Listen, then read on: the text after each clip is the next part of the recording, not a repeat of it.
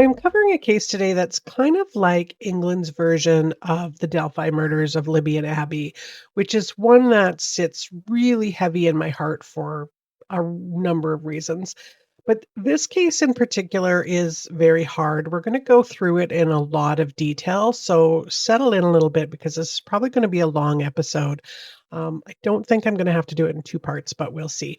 I just don't want to miss out on anything. So I want to do like a deep dive into it. And this is another case that happens in England. It is a place that I have only been to once, and it was very briefly. So if I mispronounce a place or if I get something wrong about how trials like the law or investigations work there, I apologize in advance. The important thing for me is to tell these girls' stories with a deep compassion that I feel for the families and the friends that are left behind to grieve. And so, with that, this is the murders of Jessica Chapman and Holly Wells. Jessica Amy Chapman was born on September 1st, 1991, to her parents Sharon and Leslie. Her mom worked at the school that Jessica went to, St. Andrew's Primary, and her dad worked for an engineering firm. I'm not sure in what capacity. Jessica was the youngest of three kids. There was Rebecca, who was 7 years older than her, and Allison, 4 years her senior, and then Jessica herself. She was described as bright and vivacious, a little bit of a tomboy. She was very active in sports like swimming, football, like what Americans would call soccer.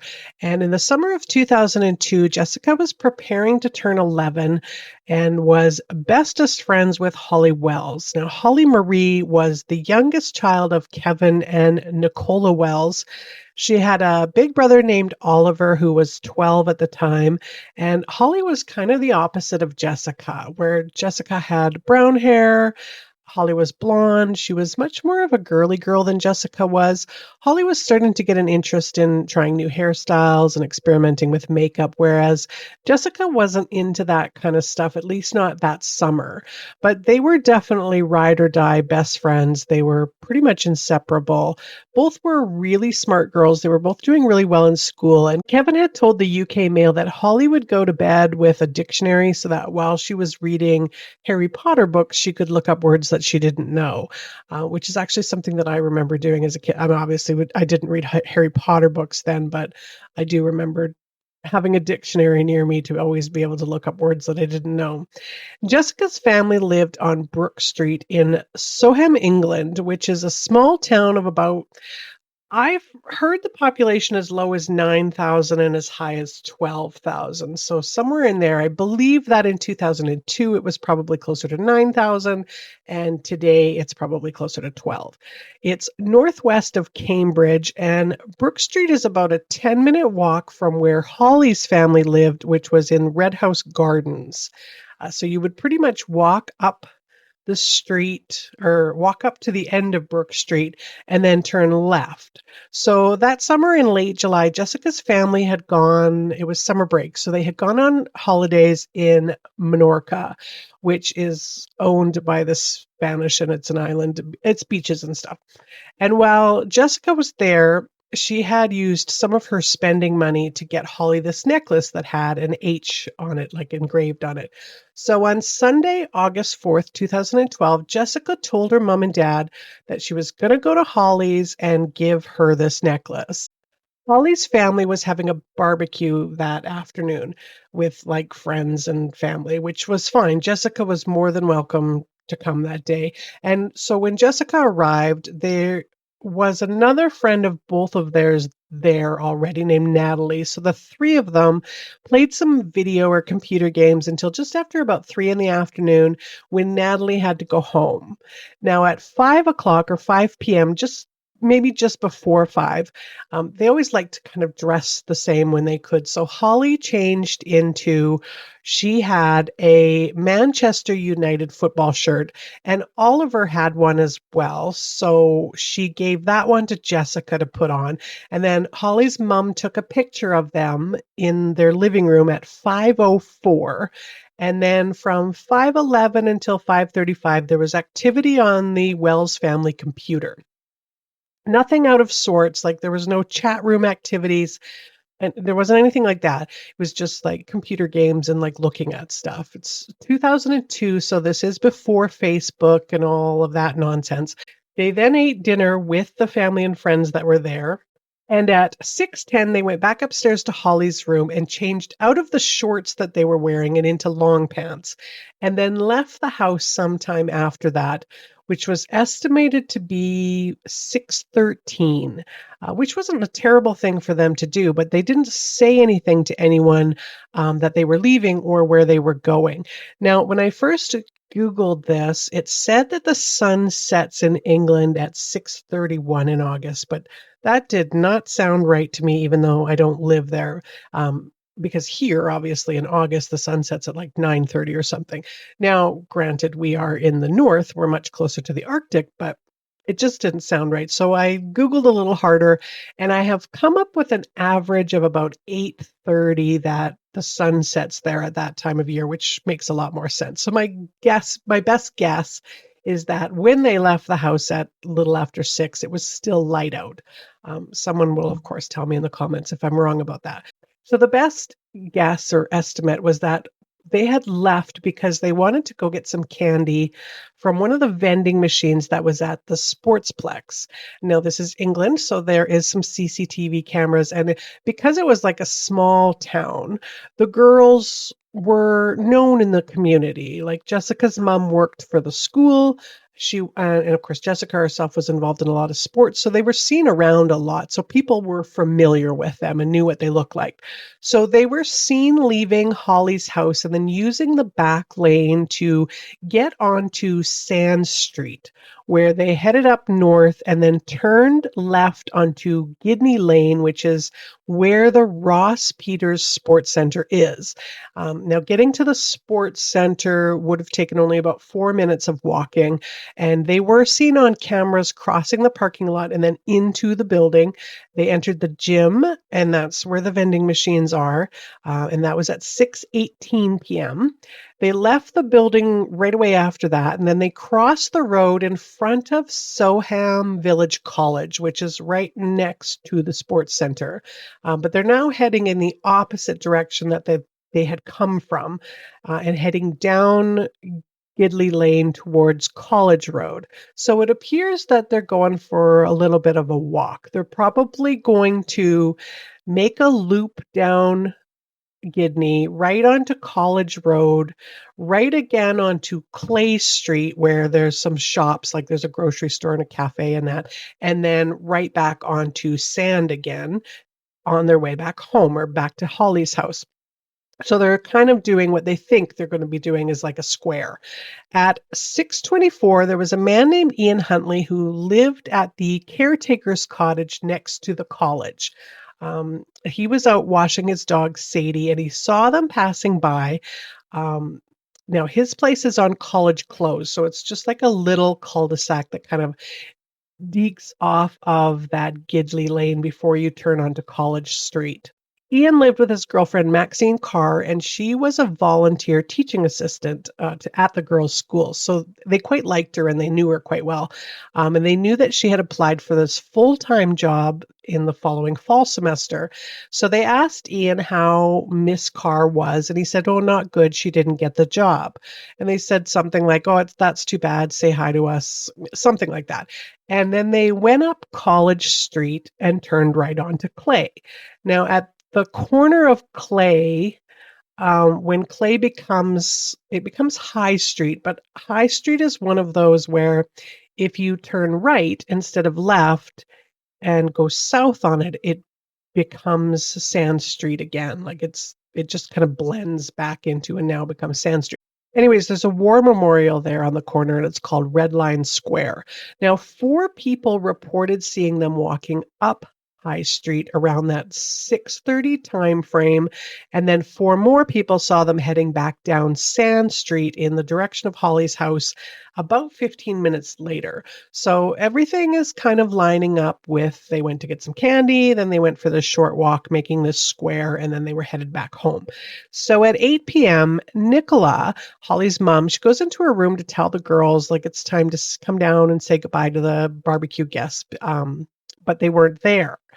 And that was a little bit odd, but she's more like a little bit put off or upset that they didn't say to anybody that they were going anywhere. So she calls Sharon, who's Jessica's mom, and asks if maybe they went over there. Only Jessica's mom is saying, well, no, they were just starting to wonder why she wasn't home yet because it was starting to get late. And by 9:55 p.m., like which is well after both girls' 8:30 curfew, both the families were in complete panic mode. They were frantic, so they called the police. And the police and I'm talking about 400 officers, so and not just the police, but also the media just descended on this little town because, like, this is really disturbing to have 2 girls walking together. They're doing what they're supposed to do. It's supposed to be safety in numbers. They should be okay when they're together. They know the area. They were familiar with, not talking to strangers and those kinds of things. So this is really disturbing. So the media has come in droves, and not just the local media, like the international media was starting to pick up on the story as well. And so right away, the police are worried that this is an abduction, like some kind of grooming incident where like the girls had been lured by some kind of online chat room ruse, like something like that. Because about a year before that, a 6-year-old girl had been indecently assaulted in Staffordshire by a guy that it was driving around in a stolen Ford. And then a similarly described guy had followed a 12-year-old girl around that same area. And internet grooming it certainly wasn't a new concept in the early 2000s, but they were starting to see more and more of it happening. Somebody posing as like a child to befriend an actual child and then luring them to meet. So on August 8th, they've been missing now for 4 days. The police released CCTV footage of the girls asking for tips, and then the parents went on TV to beg for the girls' return, which is it's just absolutely heartbreaking to listen to. We love them so much. We just want them home. Just anyone who's got children must know what we're going through. So naturally, they do get a lot of tips, like about 2,000 of them. And one of the things that the police were determined to do in this case was not just question every pedo and sex offender in the country, which is about 260 of them. Now, do not get me wrong in any way. I am going to talk about some missteps and errors on the part of the UK police and the justice system there, and the fact that there are, hundreds of pedos just walking around. But in no way is this story any kind of slight on the UK in particular. Like, come on. I think we're all realistic to know that pedos are a problem everywhere, and every justice system has its issues. The police, of course, they're only human, so they do make mistakes. But I think that it's important to talk about it, not to bash a country and their system and the way they do things, but just to learn from mistakes as they get made. So, and I realize that the UK, it's the birthplace of Scotland Yard. They have a pretty good system going there. It's just not perfect. Anyways, the other thing that they wanted to do was interview every single person in this town, which is like 9,000 people, because they were going to get to the bottom of this. They were going to find these girls. Now, out of these sightings of the girls, there was really only a couple that were or sort of turned out to be good, reliable sources, like solid sightings. And that would be Ian Huntley, who lived on College Close. That was at 624 because he actually spoke to them and he was somewhat familiar with them. And then there was a guy named Mark Tuck that said that he saw them around 6:30ish on Sand Street. Now, Ian, because like I said, he was familiar with the girls and he actually talked to them. But Mark, because he had said to his wife at the time, oh, look, there's 2 little Beckhams because of the Manchester United shirts that they were wearing. So he specifically remembered it. But neither was really helpful because they already knew like at that timeline that they were still fine. It was sometimes after 6:30 that no one had seen them again. One of the good things that I guess it's kind of a good thing when the media descends on a community is that the media, you've probably seen it in your own community happen, something's going down and they will interview anyone, like the neighbor of a neighbor, And that again, that can be like both a good thing and a bad thing, which was no different in this case. They reported on everything and anything. Like if somebody farted sideways, they were going to be reporting on it. The spot is about 10 miles from where the two girls disappeared. And for the moment, the army of press from around the world covering the police inquiry are being kept well away. This is something I'll probably keep for the rest of my life, I think. It's what Holly gave me on the last day of term. She was very, very upset because I didn't get my job. And that's the kind of girl she was. She was just lovely, really lovely. That's really very sweet, isn't it? Yeah. The girls, Jessica and Holly, would know you, and they saw you on the front doorstep. What went on? I don't know the girls. I stood on the front doorstep grooming my dog down. She'd run away and come back a bit of a mess. They just came across and asked how Miss Carr was, as she used to teach them at St Andrews. I just said she weren't very good as she hadn't got the job. And they just says, please tell her that we're very sorry. And off they walked in the direction of the library over there. And you may, as it turned out, have been the last person to actually chat to them before they vanished. Brilliant, they're kind to everybody. They wouldn't say a bad word about anybody. And they love their families and everything, which is why nobody believes that they would ever run away. So on August 15th in the morning, the family is full of hope because reports are going out that somebody saw the girls somewhere, but then by that evening, another guy reported finding two freshly dug, what looked like shallow graves. So, of course, they were sent into an absolute panic. They had to wait all night while the police dug around and investigated that, only to discover it was a couple of badger dens. So I cannot imagine what that, just a roller coaster of emotions would be like for anybody to have that kind of hope and then no hope and then hope again. But all this interviewing of people meant that familiar faces to some would wind up on TV. And that would include Maxine Carr and her boyfriend, Ian Huntley. You're the school caretaker.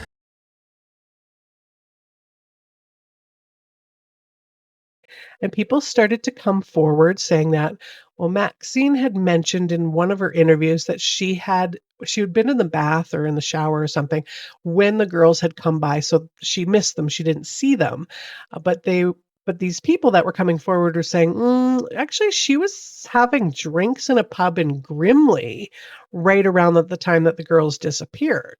So why would she be saying that she was home?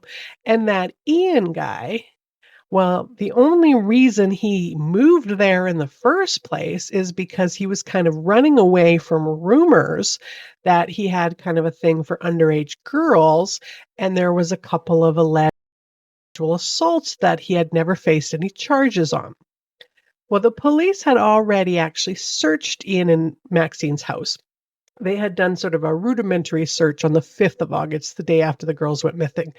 And they didn't find anything incriminating, but the officer that had come out to the house did notice that there was laundry on the clothesline outside, despite the fact that it had been raining, and the house was in the process of a very deep cleaning. But Ian said that, they'd had this flood in the house, so that was the reason for why they were doing this. And, come to think of it, Ian had been bugging the police quite a bit at the time. He kept asking for updates and had asked a couple of times how long DNA could survive before it was too degraded and couldn't be tested. And over the last couple of weeks, since the girls had disappeared, he was acting a little bit erratic and kind of bizarre, kind of weeping in some interviews and just being weird. But he had also been participating in the searches for girls, and the police do know that a lot of times perpetrators will insert themselves into investigations to usually to find out what's going on. And I don't know, it's some weird thing that people do. Whatever. But he did seem deeply concerned about the girls and compassionate to the families of them.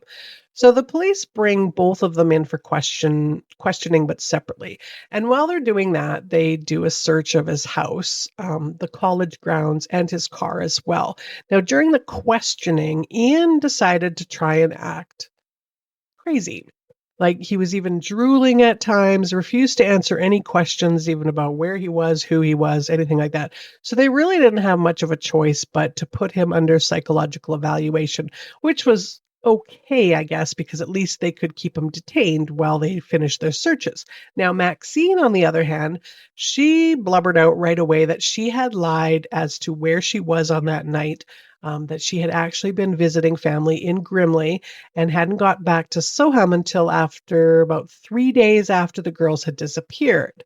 That Ian had called her and told her that the girls had gone missing, which was newsworthy. Like, she just said, "Oh, that's terrible." But he said, "The thing is, Maxine, they came into our house."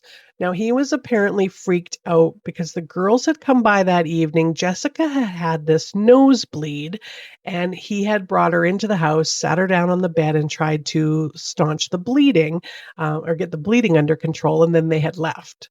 And of course, everybody was going to think that he did something to them because of all these false assault nonsense that went on before. And he'd also reminded her that he'd actually had a nervous breakdown over all of those allegations, and she didn't want him to be falsely accused again. So she had agreed to say that she was actually home when the girls had come by. And while doing the searches in the house, they encountered a few things that kind of drove their suspicions up, that Maxine and Ian, both, the two of them, had abducted the girls and most likely murdered them. Each room of the house had been scrubbed down with some kind of like lemony cleaning fluid. So there wasn't any DNA or blood evidence anywhere, but they did find on the school grounds themselves, in some dumpsters, both of the girls' Manchester United shirts that had been cut up and burned. Now, fibers on those shirts would later trace back to hair and fiber samples that were taken from both Ian's body and their house and college clothes. His fingerprints were found on the dumpster, which wasn't exactly a smoking gun because, of course, he did work there as a caretaker, but it wasn't really a good look on him, all things considered. Now, his car was searched as well, and they found that it had also been cleaned up pretty good, but there was some traces of like this dust or like chalk that looked like it was from bricks. And one of the back seat covers was missing. The trunk liner had been removed and then replaced with carpeting. It looked like carpeting that you would have in your house somewhere, and it didn't fit very well. So the police arrested both Maxine and Ian under suspicion of kidnapping and murder on the 17th of August.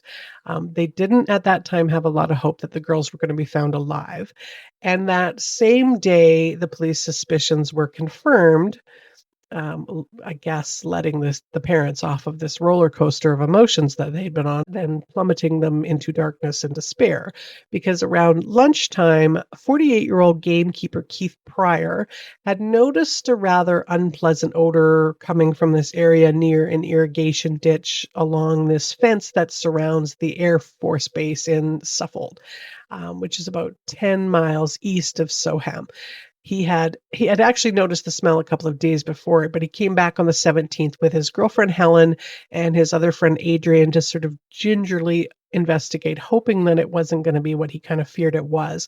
But just a few yards off of this paved roadway, he saw the girls' remains. They were charred and decomposing. So he called to his girlfriend and said, like, "Don't come any closer. Let's call the police." It is with great sadness that I have to tell you the following news. It may be some days yet before we are able to positively identify the two bodies found at Common Drove near Lakenheath in Suffolk yesterday lunchtime. However, we are certain, as we possibly can be tonight, that they are those of Holly and Jessica. So it would take a couple of days to actually positively identify their remains because of the state that their bodies were in, but they were pretty sure who they had just discovered. Examining the scene, it was pretty obvious that the girls had not actually been killed there, but had been dumped there. They'd been killed in a different location and then dumped. There were hair fibers of Jessica's found on a tree branch that was near their bodies, and the autopsy that had been performed by Dr. David Morris found that both the girls had been partially skeletonized. So he wasn't able to determine their exact cause of death to a certainty, but was pretty sure that it was probably asphyxiation. They also found that the pavement on the roadway that was really near where the bodies were found matched that brick dust that was found in and around Ian's trunk, as well as around the wheel wells of his Ford Fiesta. And when confronted with all of this evidence that was against Ian, Maxine burst into tears and said that no way, he hadn't done it. She continued to write letters to him in prison. She was always asking the prison guards and her lawyers to sort of report back to her on how he was doing. And she never did sever ties with him until well after his trial. Now, before we talk about the trials, I want to tell you a little bit about what I know about these two characters. So Ian Huntley was born in Grimsley, which is in Lincolnshire, which is a neighboring county to Soham, on January 31st, 1974. He was the oldest son to Linda and Kevin. He was just a regular working class family. He was a little bit of a mama's boy, afraid of his overbearing father and the usual blah, blah, blah. He was a little bit of a loner, did okay-ish in school. He was bullied as a kid. He was fond of computer games and a fan of the Manchester United soccer team. And as he grew up, he started to have a thing for girls that were younger than him. And because he fancied himself a little bit of a ladies' man, he took care of his appearance. He did have a few girlfriends, but the relationships never lasted more than a few weeks. He finished high school, decided against going to college, and worked a series of odd, somewhat menial jobs. I actually don't like the term menial jobs. I don't think anything is beneath anyone when it comes to work, but I think they mean like manual labor jobs. Anyways, in 1994, he started to date a girl named Claire Evans, who was 18 at the time. So there was only a 2-year age gap, not terrible. They were both working at the time at the Heinz ketchup factory. They got married after only about 2 months of dating. And then within days of getting married, his temper came out, and it was pretty evident in the things that he did. He cut off her hair at one point. He actually assaulted her. He once beat her into having a miscarriage. So after this was obviously enough for Claire. She was leaving, and Ian immediately pretended to have this seizure, started drooling, but thankfully she didn't buy it and she left anyways. Now, apparently Claire, later married Ian's younger brother, Wayne. Not that I don't think that matters. I haven't heard anything terrible about the brother Wayne. He's probably fine. So after Claire's departure, he broke into a neighbor's house and stole a bunch of stuff. He did get caught doing that, but they didn't really have any evidence against him. So the charges on the case were kind of dropped, but it did stay on his file that he had been arrested for this. And for the next couple of years or so, he had a few relationships with girls who were, let's just say, they were too young for him, for sure. One of them was as young as 13. The other one was 15 and actually got pregnant by Ian. Now, she apparently gave birth in 1998. These relationships were all reported to the police, likely by the girl's parents, but no charges had ever been laid because both of the girls had just kind of refused to admit that they had actually had sex with him. But rumors around Ian and his thing for young girls started to spread throughout Grimsby. And he wasn't exactly well regarded, and he faced a lot of insults wherever he went. But it didn't actually really deter his interest in women. He was arrested in 1998 on suspicion of sexual assault of an 18-year-old woman. Now, he, of course, said it was consensual. And wasn't actually charged over it. And then about a week later, another 18-year-old woman came forward accusing him of sexual assault as well. Now, she said that he had not only raped her, but had beat her and threatened to kill her while she had been walking home one night. Now, again, he claimed in that case it was consensual. Now, those charges were dropped because CCTV footage from inside the nightclub, I guess she had been walking home from a nightclub, showed that the two of them had been socializing before in this bar, because meeting some guy in a bar and then leaving means you deserve to be raped by him. I mean, you are asking for it after all, being out in public. I mean, how dare she? So rumors of all of this kind of resulted in Ian getting fired from his job, and he couldn't have contact with his baby daughter. And then in July of 1998, police got wind that he actually assaulted an 11-year-old girl the year before and threatened to kill her if she told her mom about it. And for some reason, he never got charged over that, but he does confess to it years later in 2007 for some strange reason. Then in 1999, another woman came forward that Ian had her as well. Now, Ian was interviewed about that, um, but Maxine, who he had just met a little bit earlier than that, gave him an alibi. Now, at that time, his DNA sample was taken, but before any of the test results could come back, the woman said she didn't think it was him, that she didn't pull him out of the lineup. Then in February of 1999, another woman came forward that Ian had her as well. And then in February of 1999, Ian was out at this nightclub in Grimsby and met Maxine Carr, who was actually at the time out drinking with her own boyfriend at the time. But upon meeting Ian, she was immediately smitten with him, and a month later, she moved in with him. Now, Maxine was 22 at the time, but mentally, she was more like probably 17. Maxine had actually been born Maxine Ann Cap, also born in Grimsley on February 16th, 1977. Her parents fought a lot, and her mom actually threw her dad out, and he left, but he also didn't pay any support. Like, he basically left and never came back. She was not a very good student, but she still thought that one day she's going to become a teacher. She was also really deeply insecure and had developed disorder by 16, which plummeted her weight at that point to 84 pounds. In 1993, she had finished high school and went to work at this fish processing plant that her mom was working at. But she decided to go to the Grimsby Institute of Further and Higher Education. Now, she still talked about wanting to become a teacher, but the new qualifications that she got from this school weren't really all that much. So she went back to this fish plant. She dressed really demurely and acted pretty demurely, but when she would drink, she would get a little bit wild. She would kind of like actually flash people in the bars, and she engaged in a series of a number of one-night stands. But she was really desperate for love. And now she changed her name to Carr sometime around 1995 to not be associated with her father's name anymore. And the relationship between Maxine and Ian, although it had been this whirlwind romance, it would seem, it was both equally passionate on that side as well as on the negative side. Ian was very possessive and abusive. She would leave, sometimes go stay with her mom, but then she would return. Both of them were also not very good at being faithful to each other.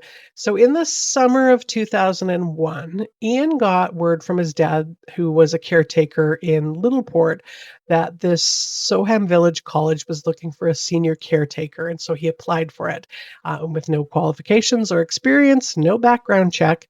He was hired. And because he was a senior caretaker, he was able to move into this residence that was on college close.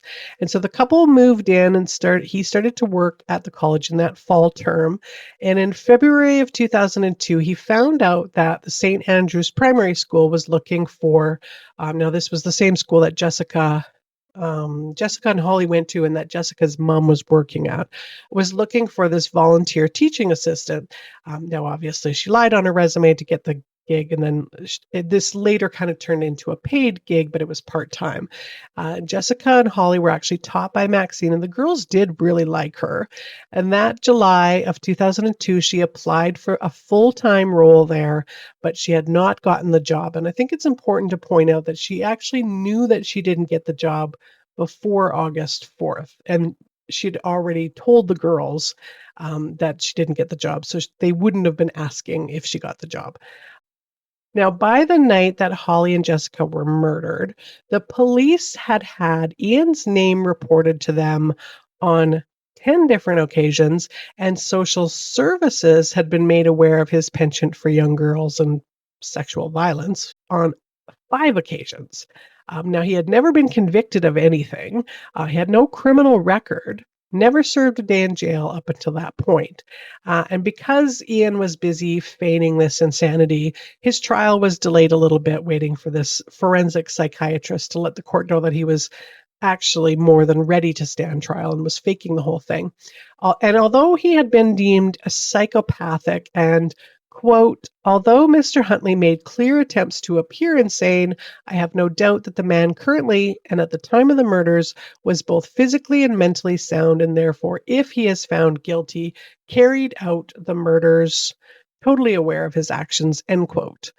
So now, while waiting for his trial to start, he actually took a bunch of pills in 2003, but he survived that. And then about a week later, pled not guilty to 2 counts of murder, but then guilty to 2 counts of conspiracy to pervert the course of justice. Now, it sounds like these preliminary hearings were actually held together. So Maxine also pled guilty to attempting to pervert the course of justice and then assisting an offender. The trials for Ian started in November of 2003. It was under Justice Alan Moses, and the Crown prosecutor, who was Richard Latham, he laid out all the evidence against Ian. He said in his opening statement that it was by pure chance that Jessica and Holly had walked by his house that fateful evening, and at a time when Maxine was not home, despite the fact that she initially said she had been. The theory was that Ian had lured the girls inside the house. He murdered them shortly after they had entered, shut off Jessica's phone at 6:37, and then Maxine was placed by cell phone records to be in Grimsby at that time, and that, quote, as surely as night follows day, the two had conspired to concoct a false alibi to divert suspicion from Huntley. The lawyer also laid out a bunch of evidence that showed that within about 12 hours of the girls' deaths, he had transported them in the trunk of his car, cut up their clothing, dumped their bodies near that Air Force fence. And then there was also some testimony from a forensic scientist, Helen Davey, who discussed the traces of blood and some saliva that had been found on the girls' clothing, which further linked the girls to Ian. And Ian decided, probably against the advice of his lawyer, Stephen Coward, which is a highly unfortunate name for a criminal defense attorney, to testify on his own behalf, which did not go particularly well for him and probably made Jessica and Holly's parents want to storm out of the building, cursing a blue streak of rage. Now, if I laugh here, it's not because I find any of this actually funny. It is the pure absurdity of his asshattery that I find just absolutely ridiculous. So his story is that they did come to the house because Jessica was having this nosebleed. So he took the girls into the bathroom to try and stop the bleeding. And he had the bathtub was already full of water because he had been washing his dog actually in the bathroom earlier and not outside like he originally said. No, and I don't know why you would leave the water in the bathtub if you're washing your dog and the dog's now clean. You'd think you'd let the water out, but the tub was still full. So I guess he's keeping the water in there for safekeeping or something. Anyways, he's trying to stop the blood from Jessica's nose, and he slipped and accidentally knocked little Holly into the tub. Now, Jessica is screaming at this point, "You pushed her." And he had accidentally suffocated Jessica while trying to stop her from screaming. I mean, that could happen to anybody, I guess. And while he's busy accidentally suffocating Jessica, well, Holly accidentally drowned. And well, he panicked and he kind of blacked out. And when he kind of came to his senses or woke up or whatever happens when you black out, it was too late. Both the girls were gone, which is why he didn't bother to call 911. Yeah, but he wasn't done yet with his weird excuses. He said he was not faking being insane when he was arrested and questioned. No, the trauma of witnessing the girls' accidental deaths in his house had caused him to erase his memory and his mind seized up, if you will. Well, 2 days later, it was Maxine's turn to testify about her own asshattery behavior. Now, she says that she had come home on the 6th of August to discover that Ian had stripped the sheets off of the bed and done laundry. Now, she figured the reason he did that is because he had entertained a woman while she was gone. Um, and when she saw that there was this crack in the enamel of the bathtub, she didn't bother to ask about it. And then why did she completely clean the house for him from top to bottom? Well, Ian was a bit of a clean freak. He liked it that way, so she just did it. Now, she had agreed to provide him with an alibi because she didn't want him to be falsely accused of something that she was sure that he would never do. And it's happened before where he's been falsely accused of rape, and she didn't want that for him. Well, then why during her interviews did she refer to the girls in the past tense during these interviews?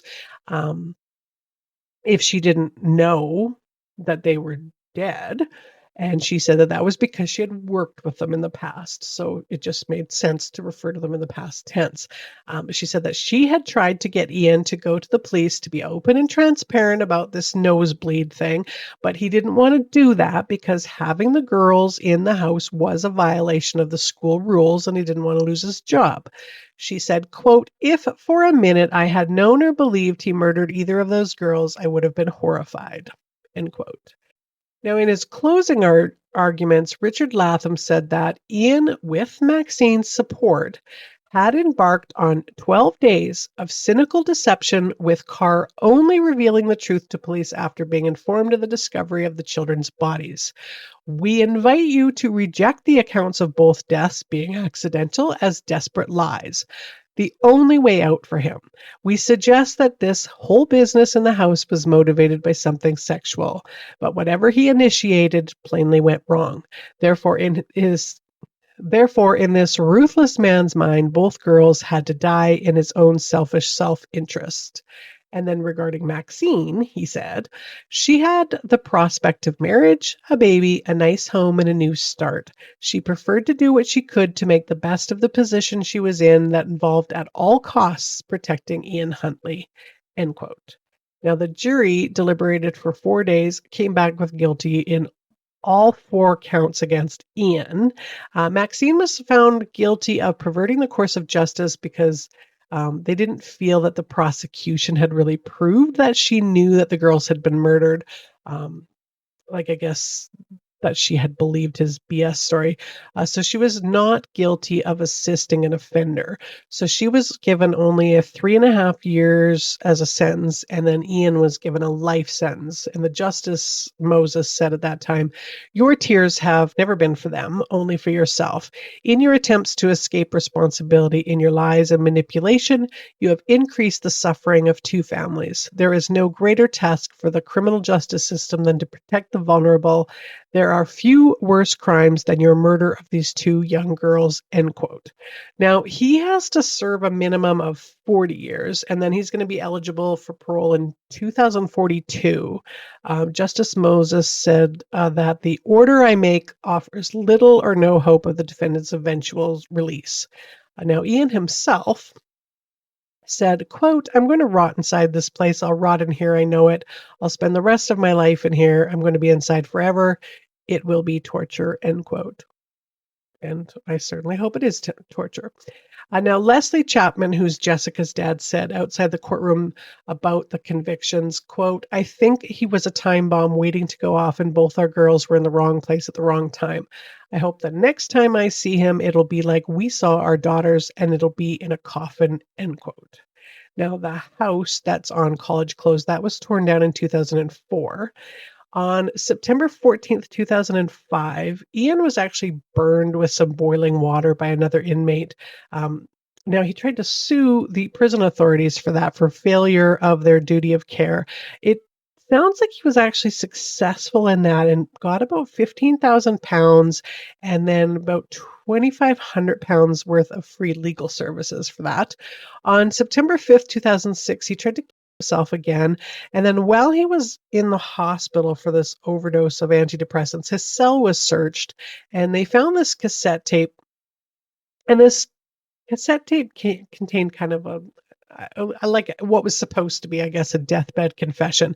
Now, apparently, he says that he'd been growing increasingly sexually frustrated with Maxine when some married coworker of his wouldn't sleep with him, and Maxine was away in Grimsby. So he tried to call her in the morning on the 4th of August, but she didn't answer, and didn't actually answer him until 6:23 p.m. So right around the time that Jessica and Holly would have been walking past that college campus, and this call had turned into this heated argument because Maxine refused to come home. He said that he had admitted to Maxine that he had murdered the girls when she returned and was planning on confessing, but Maxine had slapped him, told him to pull himself together because she didn't want to lose her teaching job, a job that she didn't even have. And it was Maxine that had told him to get rid of all the evidence and to burn the bodies. I am so terribly, terribly sorry for what I have done. The people of Soham took me into their community. They trusted me. They gave me a job and a home. And I betrayed that trust in the worst possible way. I'm sorry for the pain that I've caused to the families and friends of Holly and Jessica, for the pain that I've caused my family and friends. Now, his attempt to unalive himself did not work again, and for some reason in April of 2007, he confessed to the sexual assault of the 11-year-old girl that had happened in 1997, saying that he had dragged her into an orchard. He was then moved to Franklin Prison in 2008, and then in March of 2010, his throat was slashed by another inmate. It was non-life-threatening, though. Now, he did seek damages again from the prison about that. It was about £20,000 he was asking for, but I'm not sure if he was actually successful in that one. Maxine was released on probation in 2004. She had served a total of 21 months. She was given a secret identity and moved to an undisclosed location. She did, however, under the veil of her family, contact this publishing company about writing her autobiography. But after a number of complaints from the public about that, the Mirage Publishing Company declined to publish it. Now, because of the fact that Ian's past indiscretions and crimes had come to light during this trial, there was a public inquest that was held to kind of try and get to the bottom of how he had gotten this job that allowed him access to children and why the police had not sort of pursued him further and earlier on. And after this inquest, the chief of the Humberside Police, David Westwood, was actually fired because he had ordered the records of people that were alleged to be child molesters, but there had not actually been a conviction, destroyed. Now, apparently he later did get his job back, but he retired in 2005. Anyways, probably with a full pension. The chief constable of Cambridgeshire Constabulary, that's a mouthful, Tom Lloyd is his name, also faced some pretty heavy scrutiny because if he had done a proper background check, he would have discovered this outstanding burglary charge that was still on his record from 1995, and he might have actually been denied the job and not living there that particular night that Jessica and Holly decided to go for a walk and get some candy. So this inquiry led to the Independent Safeguarding Authority, which is a national system for police forces to share information. There is now a clear process on keeping records, even when they do not lead to convictions, and the Criminal Records Bureau system, which includes compulsory checks into criminal background checks of people who apply for any work that involves working with children. Now, before I go, I want to read a little bit from this article in the UK Daily Mail that's from 2012, so 10 years after the murders of the two girls. Kevin and Nicola Wells were interviewed, and I find a lot of what they have really, I think, important to share. Quote, "The fact is, some bastard has thrown my daughter in a ditch as though she were a piece of rubbish. But he will not take anything else away from my family. It is time to stand strong. We will not go under. Time doesn't heal. Something got that wrong. It anesthetizes. Grief does not diminish, but you can manage the intensity and learn to live with it. Murder has the capacity to destroy more lives than the one taken. I recognized that from the start, so I try to take control, to make plans, and to exert positive thought.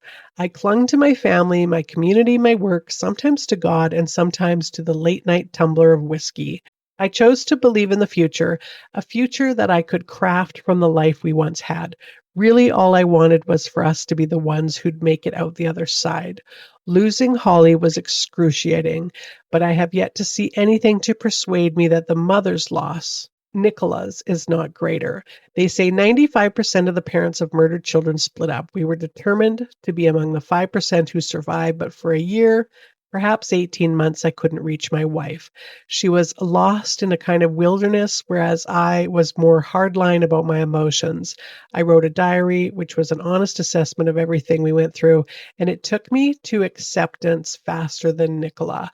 Then I resented her for not catching up. For the first 5 months after Holly died, we broke down together. But after we processed our grief at different speeds, we stopped going to bed at the same time or even sitting down for a meal together. Slowly but surely, we came back together as a couple, thank goodness. Despite us trying to be positive and resourceful, Oliver was extremely withdrawn in the years that followed Holly's murder. Huntley took his childhood and his innocence too. All he knew was that his sister was gone and his parents couldn't necessarily keep him safe. You want to wrap your surviving child in cotton wool after that, but you can't. You can't burden them. There has to be normality. Look, we were a fun family. We are still a fun family, and sometimes it was our sense of humor which kept us going. The failure is that of the police intelligence and of society for permitting Huntley the freedom to prey on children. Today, I accept that there was nothing more or different that as a parent I could have done to change the outcome. About the passage of time when it comes to grief, Kevin said, it gives rise to questions about all that Holly might have been by now. I will never walk a daughter down the aisle, never see her off to another life. She will remain as she was a decade ago. We think about all the things she'll never know. Sitting her driver's test, attending her school prom, her 21st birthday. It's a lifetime of loss. One of Holly's closest friends is already a mother, which gives us pause for thought. And it remains the small things, the little things that kind of still get them to this day. It's like the sound of like one of Holly's favorite songs on the radio, or, a mother and a daughter kind of just looking through clothes together. And Nicola, she relayed a story about how she'd sent her passport off to have her daughter's name removed, and she expected that they would reissue the passport. And instead, they returned the original passport, and then they just crossed out. That's terrible. With black felt tip pen, Holly's name. And then there's the photo that she took at 5:04 of the two girls in their Manchester United shirts. And she took that photo just a couple hours before they were actually murdered. There's a clock in the background. It just kind of makes like marking that time at 5:04. And so she said of that, the police asked for an up-to-date shot, and here was one that was just hours old. Then it became the symbol of the Soham murders, and it still accompanies stories about Huntley in prison and Maxine Carr having a child. I guess Maxine has a child, which is weird because nobody's supposed to know who she is. It is the last picture of our daughter, yet it represents something evil that is exquisitely painful. We would love to reclaim that image for ourselves. Being unable to do so, I think, is the one last thing we have to deal with. So, out of respect to the families of Holly Wells and Jessica Chapman, I have chosen not to use that particular photo in any of my thumbnails, this video, or any promotional material regarding this episode. I think that the Wells and the Chapmans should have the photo of their daughters back. And I'm going to be back again next week with another probably pretty heavy case. In the meantime, feel free to comment, email me, follow me on Instagram. You can like stuff, subscribe to the exclusive content that's on Red Circle if you can afford to do so. And if not, that's okay too. I appreciate you for listening to my weekly rants. And I will be back again next week. And as always, thank you so much for listening and for watching.